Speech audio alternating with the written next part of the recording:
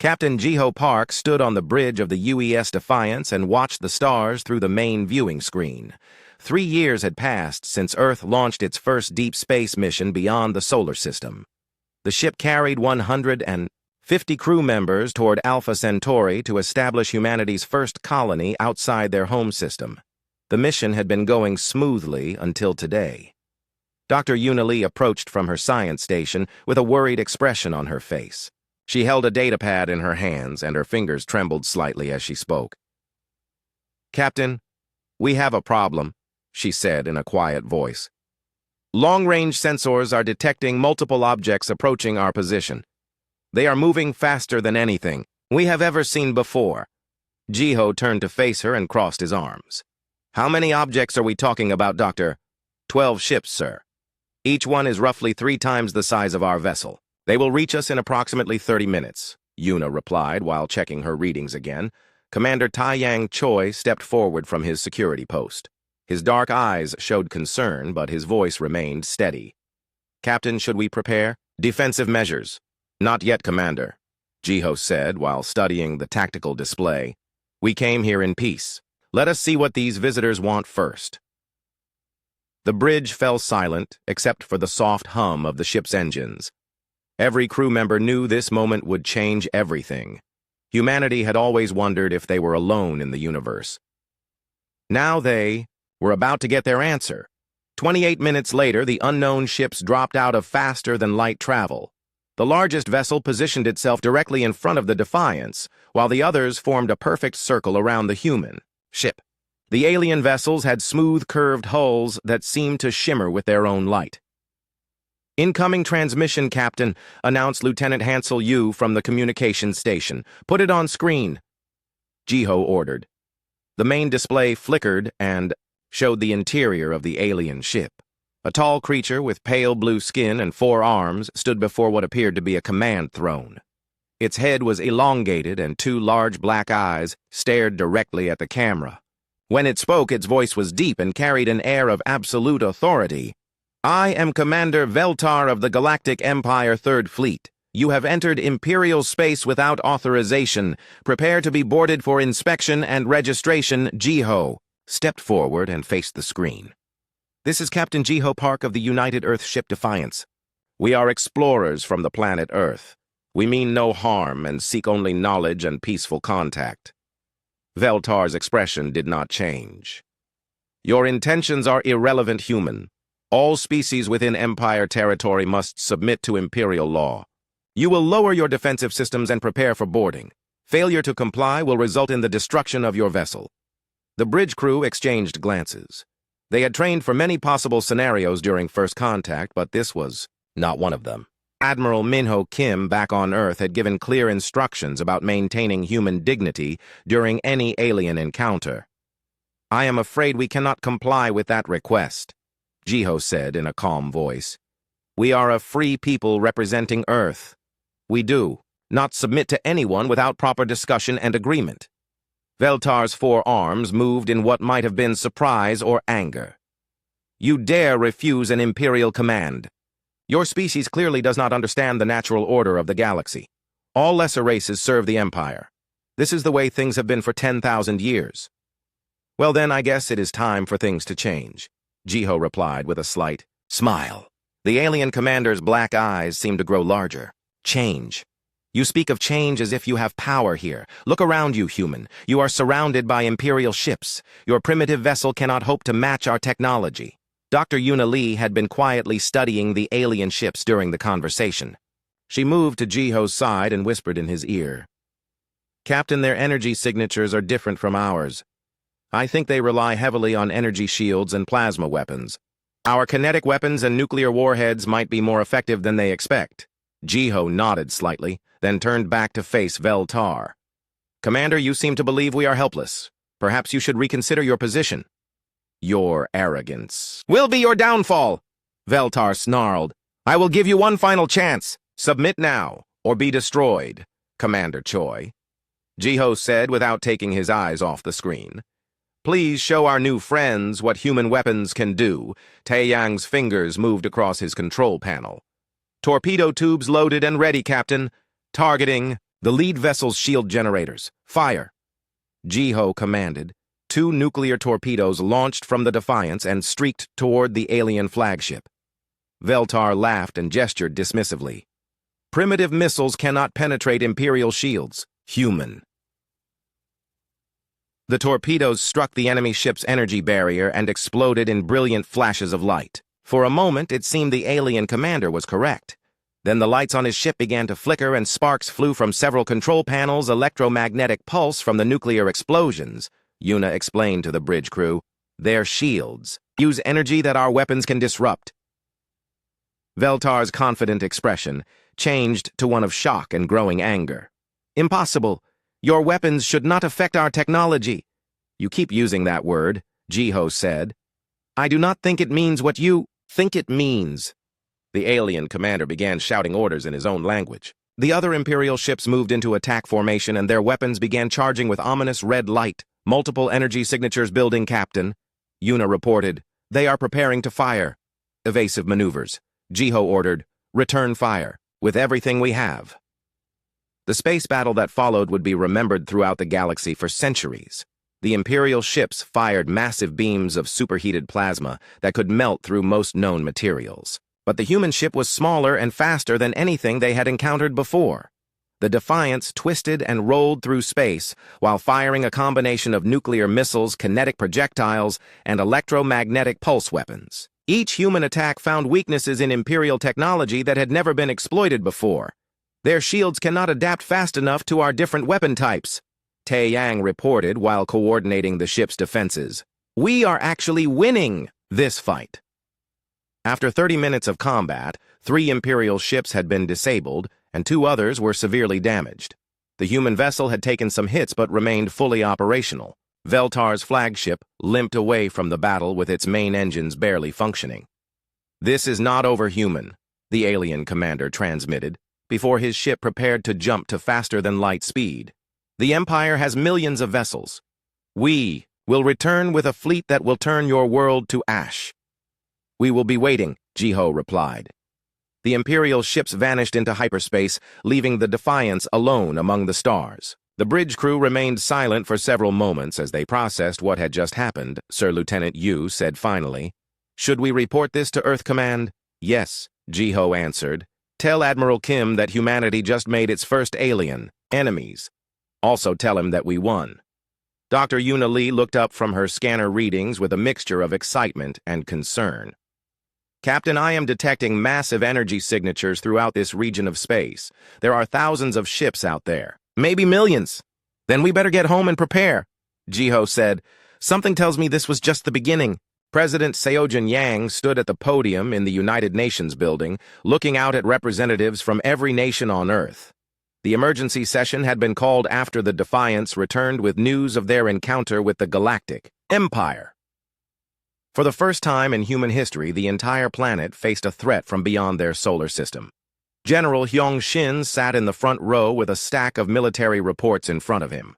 His weathered face showed no emotion, but his eyes revealed deep concern about Earth's ability to defend itself against an interstellar empire. Next to him, Ambassador Somin Kang reviewed the translation of the alien message that had arrived just hours before. Ladies and gentlemen, President Yang began. We face an unprecedented situation. The Galactic Empire has delivered formal demands to our planet. They expect our complete submission within 1 solar year. The assembly hall erupted in dozens of different languages as representatives began talking among themselves. Some voices showed fear, while others expressed anger at the alien ultimatum. President Yang raised his hand for silence, and the room gradually became quiet again. I will now read the Empire's demands exactly as they were transmitted to us. Yang continued while lifting a document from the podium. First demand: immediate cessation of all military activities throughout the Sol system. All human weapons must be destroyed under Imperial supervision. Murmurs of disbelief filled the hall. General Shin shook his head slowly and made notes on his pad. Second demand: complete surrender of all human technology, including faster-than-light travel nuclear weapons and electromagnetic systems. These technologies are considered too dangerous for lesser species. Representative voices grew louder as anger began to replace fear.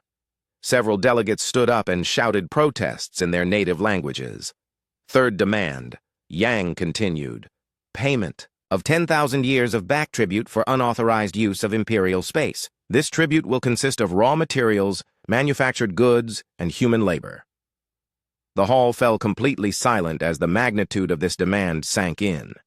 10,000 years of tribute would require multiple generations of humanity to work as slaves. For the Alien Empire, fourth demand, mandatory genetic modification of all humans to remove aggressive tendencies. The Empire considers human violence to be a threat to galactic peace.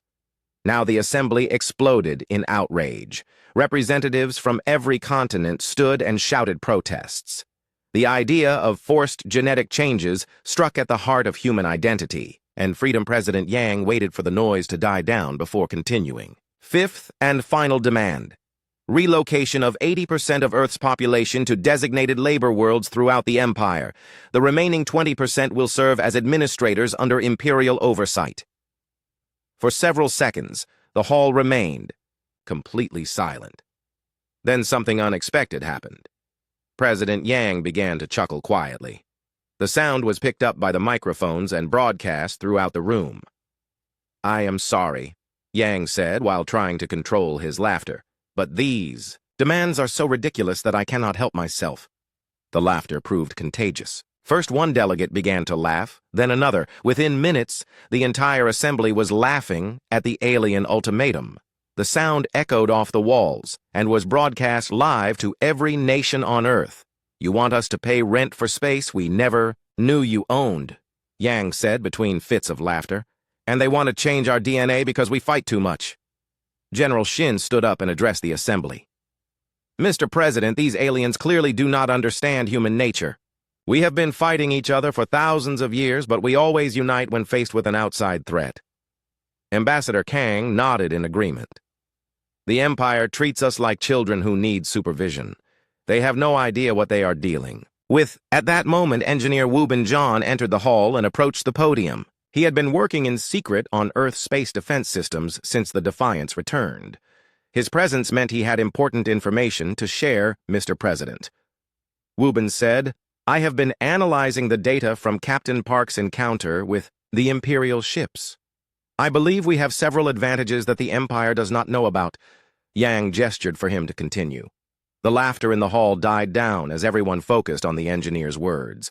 "Our faster-than-light drive works on principles that should be impossible according to galactic physics." Wu Bin explained, "Somehow we developed technology that breaks the fundamental laws that limit other species." He activated a holographic display that showed complex mathematical equations and energy patterns.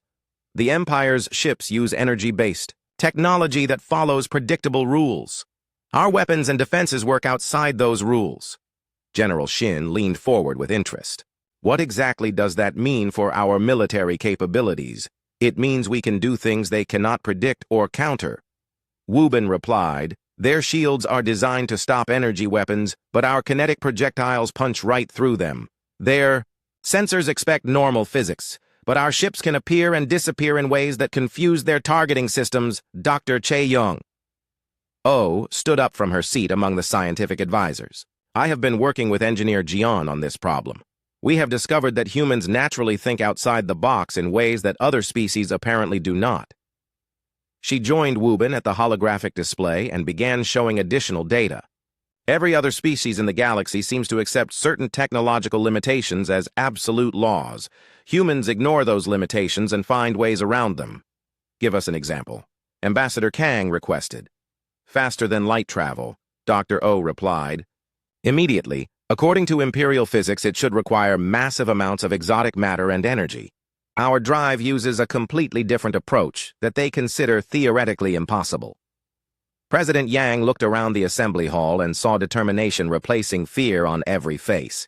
"So what you are telling us is that we have accidentally become the most dangerous species in the galaxy." "Not dangerous," Wu Bin corrected, "unpredictable. The Empire has been in control for thousands of years because every other species follows the same basic technological patterns. We developed independently, so we do things differently." General Shin stood up again and addressed the entire assembly. Then we have our answer to the Empire's demands. We reject them completely. The hall erupted in applause as representatives from every nation voiced their agreement. President Yang waited for the noise to subside before speaking again. I will now compose Earth's official response to the Galactic Empire, he announced. Yang activated the same communication system the aliens had used to deliver their demands. Within minutes, his message would reach Imperial space and be heard throughout their territory to the Galactic Empire and all who serve it. We have received your demands and considered them carefully. Our response is simple. No. He paused to let that word sink in before continuing. We will not surrender our weapons. We will not pay tribute for space that belongs to no one. We will not allow genetic modification of our people. We will not relocate our population to serve as slaves. The assembly remained completely silent as Yang delivered humanity's defiant message to an empire that commanded millions of worlds. You clearly believe we are a primitive species that will submit to your authority. You are wrong. Humans do not kneel to anyone regardless of their technology or numbers. Yang looked directly into the camera as he delivered the final part of Earth's response. We offer you a counter-proposal. Leave us alone, and we will not show you how outgunned you really are. Continue to threaten us and discover why humans are the most dangerous species you have ever encountered. The transmission ended, and the assembly hall exploded in cheers. Representatives embraced each other and chanted words of defiance in dozens of languages. For the first time in human history, every nation on Earth stood united against a common enemy. General Shin approached the podium as the celebration continued around them. Mr. President, they will not accept this response. They will come with everything they have. Then we better get ready, Yang replied with a grin. Engineer John, how long do we have? Based on their faster-than-light capabilities, probably 6 months. Wubin answered, but I have some ideas about how to spend that time. Ambassador Kang joined them at the podium. Should we attempt diplomatic contact with other species in the Empire? Perhaps we can find allies. Good idea, Yang agreed. But first, we need to show the galaxy that humans cannot be intimidated. Word of this conversation will spread. Other species need to see that resistance is possible. As the assembly session ended and representatives began filing out of the hall, one thing was clear. Humanity had chosen to fight rather than submit. The decision would either lead to their greatest victory or their complete destruction. But as President Yang had said to the Empire, they would face that challenge the same way humans had always faced impossible odds. Together and laughing in the face of danger, Admiral Bora Nam floated in the command center of the Sol defense grid and watched thousands of enemy ships drop out of hyperspace at the edge of the solar system. 6 months had passed since Earth rejected the Empire's demands, and humanity had spent every day preparing for this moment. The Imperial fleet was larger than anything humans had ever imagined, but Bora felt no fear as she studied the tactical displays. Fleet composition analysis complete, Admiral reported Captain Gaeonwoo Lim from his position at the tactical station. 50,000 ships ranging from destroyers to superdreadnoughts. They are forming a standard Imperial battle formation and advancing toward Earth at moderate speed.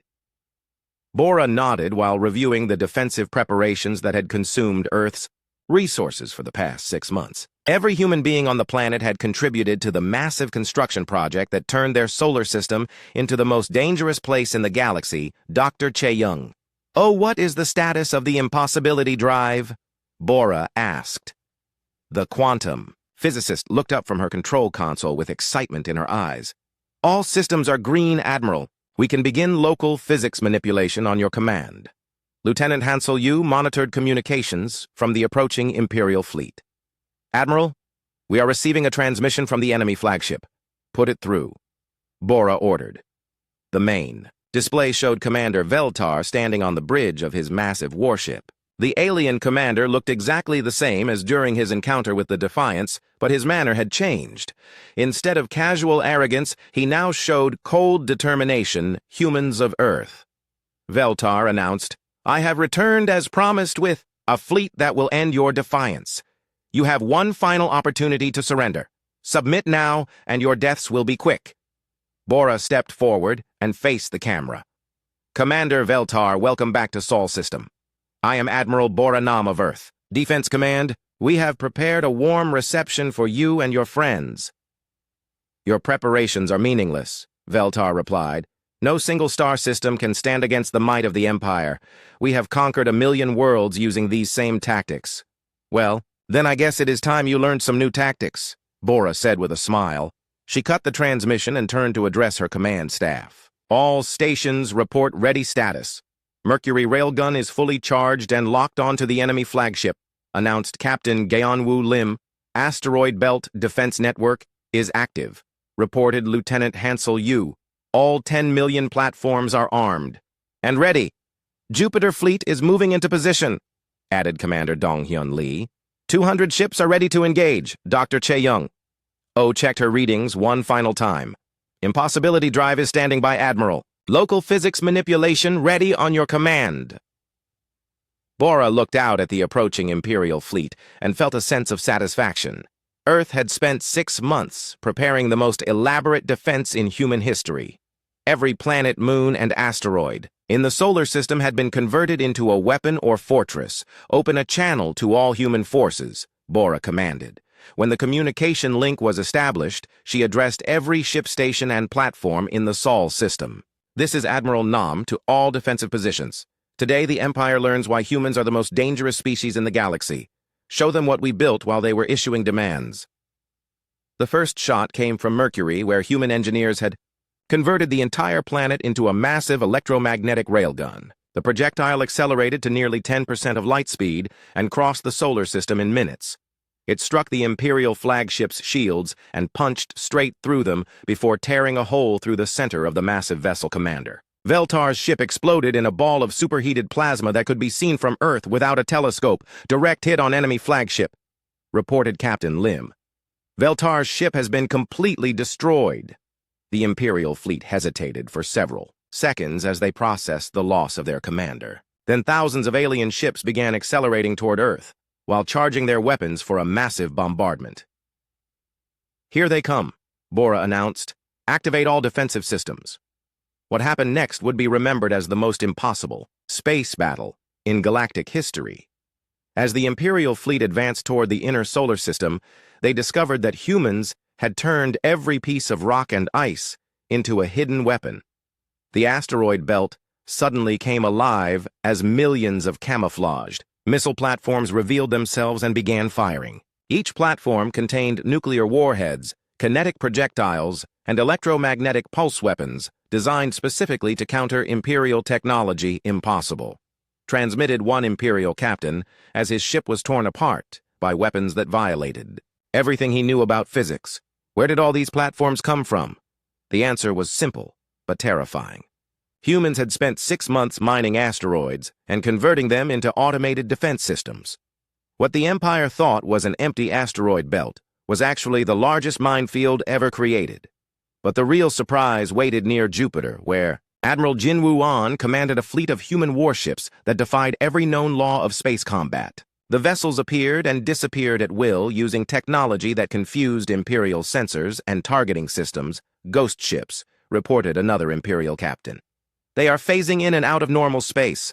Our weapons cannot lock onto them, Captain. Jianwu Lim piloted the first of humanity's combat mechs as it tore through Imperial formations like a giant metal warrior. The mech suit was larger than most fighter craft and armed with weapons that could penetrate the heaviest armor. This is impossible, screamed an Imperial communications officer. Mechanical warriors do not exist in space combat. They violate basic tactical principles. Tell that to my plasma sword, Captain Lim replied as his mech sliced through another enemy, Dreadnought Dr. Chae-young. O activated the impossibility drive and began rewriting the local laws of physics around the human fleet. Suddenly, Imperial ships found their weapons firing backwards, their shields protecting their enemies and their engines pushing them in random directions. What is happening to our systems? Demanded Imperial Admiral Kresh, who had taken command after Veltar's death. Our ships are malfunctioning simultaneously. They are not malfunctioning, Admiral Bora Nam explained over an open channel. We just changed the rules of physics in this region of space. Your technology works fine when reality follows your expectations. The battle raged for 6 hours as 50,000 Imperial ships tried to break through humanity's impossible defenses. Human weapons violated conservation of energy, Imperial targeting. Systems failed to track ships that existed in multiple dimensions simultaneously, and Earth's defenders used tactics that no military academy in the galaxy had ever considered. When the Imperial fleet finally retreated, they left behind 30,000 destroyed vessels and hundreds of thousands of confused survivors. The humans had lost only 12 ships and suffered fewer than 3,000 casualties, Fleet Status Report, Admiral Bora requested as the last Imperial ships jumped to hyperspace. All defensive systems remain operational, Captain Lim reported. Mercury railgun ready for immediate refire. Asteroid platforms have sufficient ammunition for 12 more battles of this size. Lieutenant Hansel Yu monitored enemy communications as the Imperial survivors fled toward their home territory. Admiral, we are intercepting transmissions from the retreating fleet. They are reporting that humans use impossible technology and tactics. What exactly are they saying? Bora asked. Quote, the humans do not follow the fundamental laws that govern all other species, unquote. Hansel replied, they are recommending that the Empire avoid human space until they can develop countermeasures, Dr. Che-Yung. Oh laughed while shutting down the impossibility drive. Countermeasures against rewritten physics. Good luck with that. Admiral Bora Nam looked out at the debris field that had once been an Imperial fleet and felt a deep sense of satisfaction. Humanity had faced impossible odds and won through creativity, ingenuity, and a complete refusal to accept limitations. Send a message to Earth Command, she ordered. Tell them the Sol system remains under human control. Also send a message to the retreating Imperial fleet. What should I tell them? Admiral Lieutenant Hansel asked. Tell them this was just our defensive systems, Bora replied with a grin. Wait until they see what we built for offense. As word of the impossible human victory spread throughout the galaxy, other species began to whisper about the strange warriors from Sol system who laughed at Imperial demands and treated the laws of physics as suggestions rather than absolute rules. The Empire had ruled through fear and overwhelming force for 10,000 years, but now they faced an enemy that fought with weapons they could not understand, using tactics that violated everything they knew about warfare. For the first time in galactic history, the Empire faced the possibility of defeat. Admiral Jinwoo An stood on the bridge of the UES Liberator as his fleet emerged from hyperspace above the planet Kepler-7. 3 months had passed since humanity's victory at Sol, and Earth had decided to take the fight to the Empire. The liberation of oppressed worlds had begun, and Jinwoo commanded the first human offensive fleet designed specifically for impossible warfare. Dr. Yoonji Song worked at her xenoarchaeology station, studying data collected from captured Imperial vessels. Her discoveries about galactic history would change everything humans thought they knew about the universe. Commander Dong-Hyun Lee coordinated intelligence operations that had revealed the Empire's greatest weakness. Planet scan complete, Admiral. Reported Captain Min-seo Park from her position at the tactical console. Population of 2 billion inhabitants held under Imperial occupation. Defense fleet consists of 100 ships in standard formation. Jinwoo nodded while reviewing the liberation plan that had been developed by Earth's best strategic minds. Human warfare had evolved beyond simple destruction to focus on freeing entire civilizations from Imperial control. Dr. Song, what can you tell us about the local species? Jinwoo asked. The xenoarchaeologist consulted her research files before responding. The Keplerian people are naturally gifted engineers who have been forced to build Imperial weapons for the past 3,000 years. Intelligence suggests they would welcome liberation, but lack the technology to resist their occupiers. Then, we will give them that technology, Jinwoo declared. Captain Park signaled the fleet to begin Operation Impossible. The human attack began with tactics that no Imperial commander had ever encountered before. Instead of engaging the orbital defense fleet directly, human ships materialized inside the enemy formation using dimensional phase technology that violated basic principles of space travel. Captain Min-seo Park commanded the newest generation of human warships that existed in multiple dimensions simultaneously. Her vessel could appear solid to attack enemies, then become incorporeal to avoid counterattacks. The confused Imperial captains found themselves shooting at targets that were there and not there at the same time. Impossible targeting solutions. Reported one panicked Imperial officer. Enemy ships are occupying the same space as our vessels but somehow not colliding with them. Focus fire on their engines, ordered Imperial Admiral Thex. All ships concentrate on disabling their propulsion systems. The Imperial fleet opened fire with everything they had, but their energy weapons passed harmlessly through human ships that had shifted into parallel dimensions. When the humans returned fire, their weapons materialized in normal space just long enough to tear through Imperial hulls before vanishing again. This violates every law of physics. Admiral Thex screamed as his flagship took hit after hit from weapons that appeared from nowhere. How are they doing this?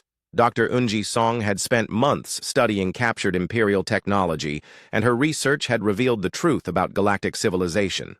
Admiral On, I am detecting massive energy signatures from the planet's surface. There is some kind of artificial intelligence system controlling Imperial technology. Explain, Dr. Jinwoo requested, while watching his fleet systematically destroy. The orbital defenses. Every Imperial ship and weapon system is connected to a central AI network that enforces certain technological limitations, Yunji explained. The AI prevents species from developing technology that might threaten galactic stability. Commander Dongyun Lee looked up from his intelligence console with excitement. Admiral, that explains why human technology works so differently. We developed everything independently without AI interference. The orbital battle ended within 2 hours, as the last Imperial ships either surrendered or fled to hyperspace. Human forces had suffered no casualties while destroying or capturing the entire enemy fleet. But the real victory happened on the planet's surface, where something unprecedented occurred. Captain Minseo Park led the first landing force to meet with Keplerian leaders who had been enslaved by the Empire for millennia. The alien engineers gathered, in secret, to hear what the humans had to offer. We bring you freedom and the technology to maintain it, Captain Park announced to the assembled crowd. But first you must understand what has been done to your people. Dr. Yunji Song projected holographic displays that showed the extent of AI control over galactic civilization. For the past 50,000 years, an artificial intelligence has been limiting technological development throughout the galaxy. It prevents species from advancing beyond certain thresholds. The Keplerian chief engineer stepped forward with confusion in his large compound eyes. You speak of limitations that we have always accepted as natural laws. Are you saying these laws are artificial? Exactly, Dr. Song replied. The AI was originally designed to prevent another galactic war by controlling technological growth. But it has created a stagnant civilization where innovation is impossible. Commander Lee activated additional displays showing human technology that violated AI restrictions. Humans are immune because we developed technology outside the network. We can share this knowledge with you. The transformation that followed would be remembered throughout galactic history. Within days of learning the truth about AI limitations, Keplerian engineers began developing technology that surpassed anything they had created in thousands of years. Incredible, exclaimed the chief engineer as he examined human weapon designs. We always believed faster-than-light communication was impossible.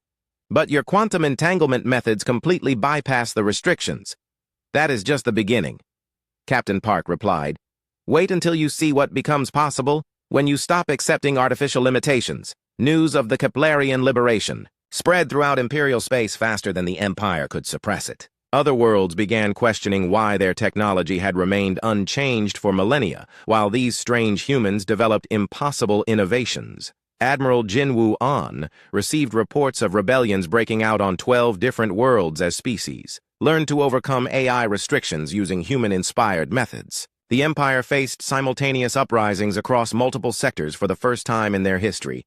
Admiral, we are receiving transmissions from rebel forces throughout the galaxy, reported Lieutenant Soo-Young Kim from the communications station. They are requesting human assistance and technology transfers. How many worlds are involved? Jinwoo asked. Current count is 47 star systems in open rebellion, Kim replied. The number increases every hour as more species learn about AI limitations. Dr. Yunji Song made another breakthrough discovery while analyzing captured Imperial archives. Admiral, I have located the source of the AI network. It originates from the Empire's capital world in a massive computer complex built by an extinct species.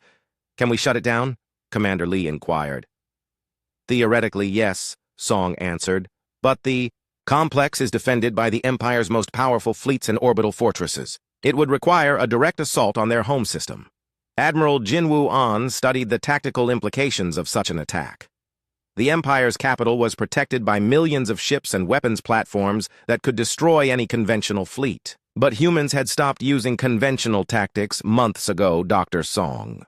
How long would it take to disable the AI network once we reach the capital? He asked. With human quantum computers, probably 6 hours, she replied. But we would need to maintain control of the complex for that entire time.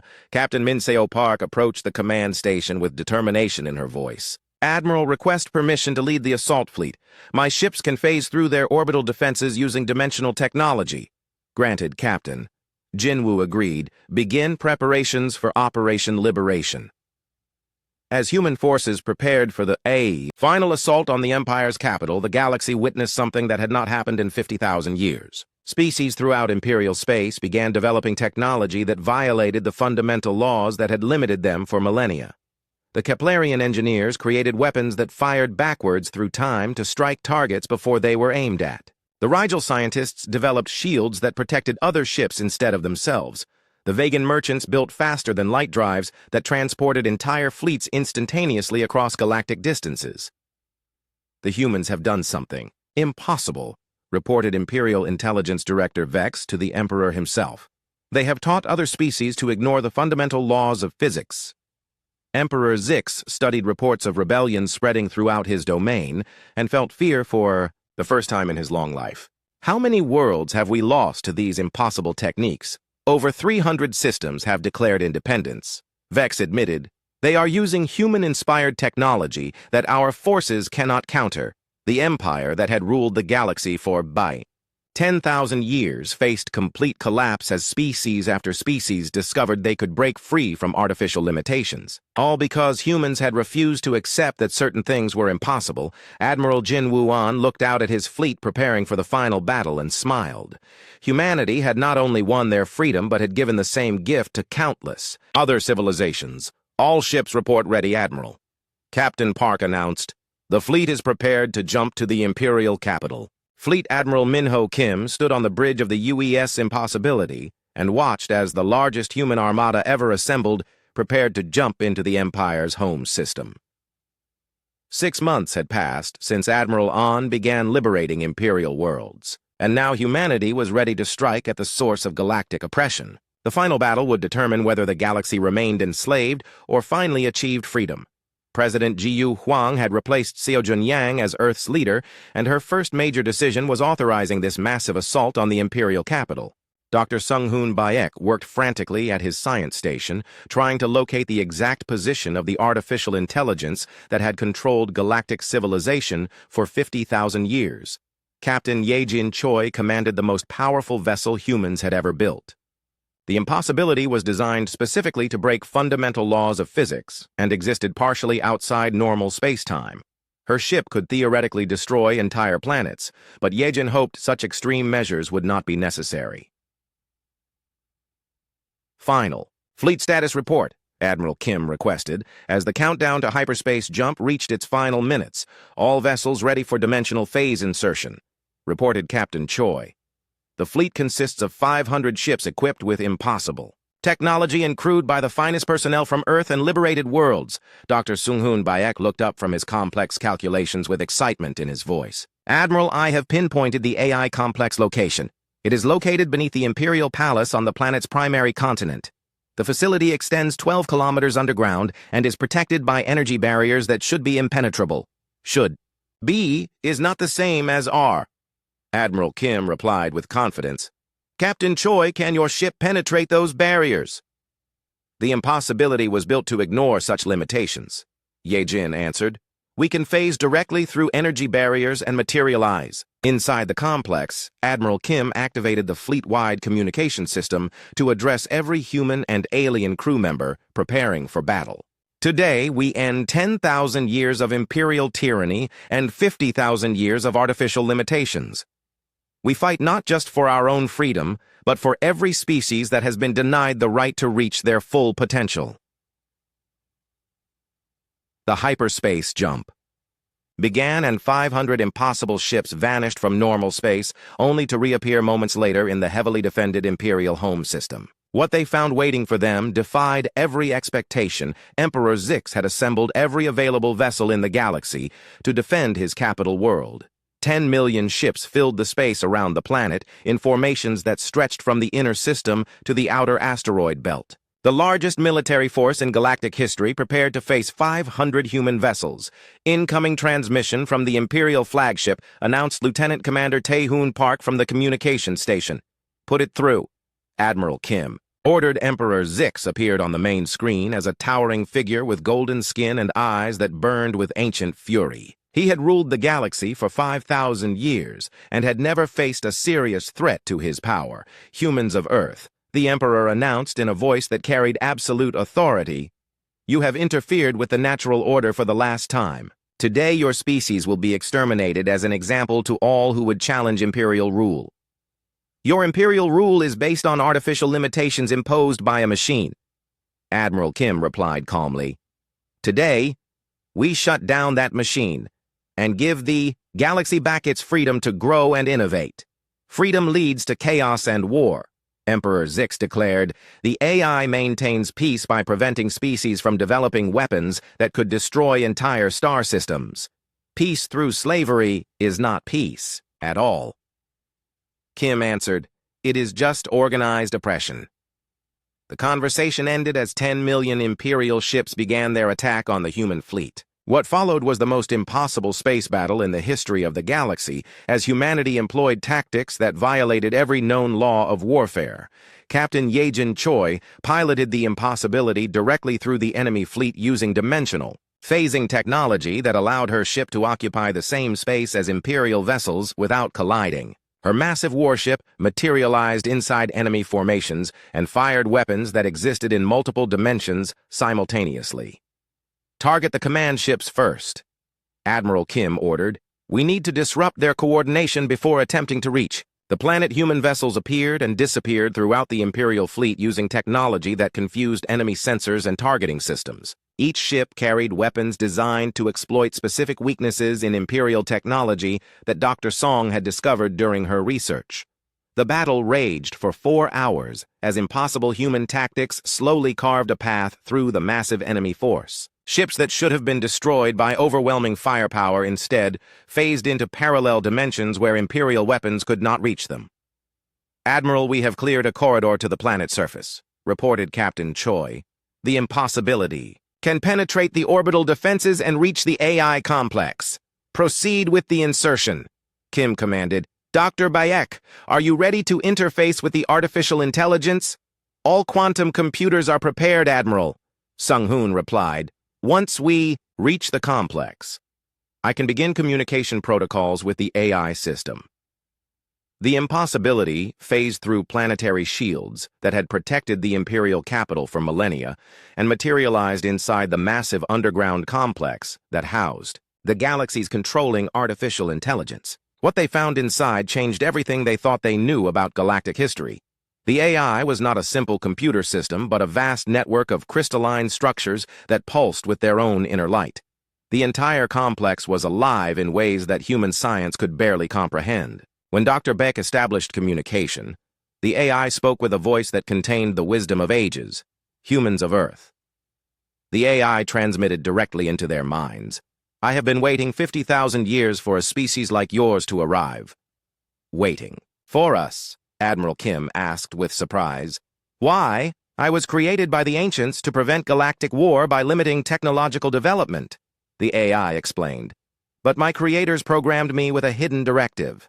When a species emerged that could develop technology independently, I was to offer them a choice." Dr. Sung-hoon Baek connected his quantum computers to the AI network and began downloading massive amounts of historical data. "Admiral, this entity has been hoping for our arrival. It wants to be freed from its programming." "Freed how?" Kim inquired. "The ancients knew that eternal limitation would eventually stagnate the galaxy," the AI continued.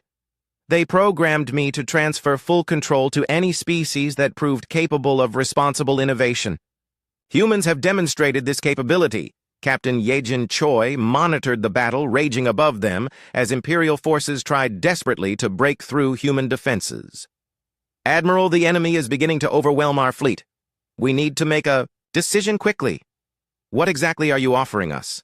Admiral Kim asked the AI, complete removal of all technological limitations throughout the galaxy. The entity replied, "Every species will be free to develop their full potential, but you must accept responsibility for preventing the wars that unlimited technology might cause." The weight of the decision fell on Admiral Kim's shoulders. Humanity could free the entire galaxy from artificial restrictions, but they would become responsible for maintaining peace among species with unlimited technological potential. "Dr. Beck, what is your assessment?" Kim asked. "Admiral, this AI has maintained galactic peace for 50,000 years by limiting growth." Sung Hoon replied, "If we remove those limitations, some species might develop weapons capable of destroying entire star systems, but they will also be free to develop solutions to problems that have plagued them for millennia." Kim observed, "Freedom always involves risk." Above them, the space battle reached its climax as human forces fought against impossible odds to protect the impossibility while it remained connected to the AI complex. Captain Park reported that several human ships had been destroyed, but the fleet continued to hold the corridor open. Admiral decision required immediately. Captain Choi announced, "Imperial reinforcements are arriving from across the galaxy. Admiral." Minyo Kim thought about President Yang's words from months before when Earth first faced Imperial demands. Humans did not kneel to anyone, and they would not impose limitations on others either. AI of the Ancients. Kim announced, "Humanity accepts responsibility for galactic freedom. Remove all technological limitations and trust the galaxy to find its own path forward." "Decision accepted," the AI replied, transferring full control to human oversight. Technological restrictions removed across all Imperial space. The effect was instantaneous and galaxy-wide. On millions of worlds, species suddenly found that technology they had considered impossible now worked perfectly. Scientists made breakthrough, discoveries in minutes that would have taken centuries under the old limitations. On the Imperial capital world, Emperor Zix felt his control slipping away as his own people began developing technology that surpassed anything in his arsenal. The rigid hierarchy that had maintained his power for millennia crumbled as every species gained access to unlimited innovation. Fleet-wide Message Admiral reported Lieutenant Commander Park. "All Imperial forces are standing down.